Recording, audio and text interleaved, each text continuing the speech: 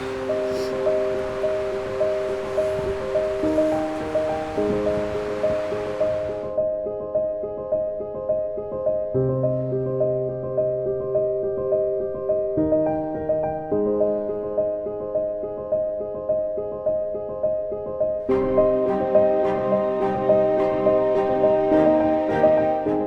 now to have it today be put back on the trestle and be back into a more historic setting is just really good. It'll be good for visitors to be able to come visit it, as well as all of us in the community who remember it from previous times.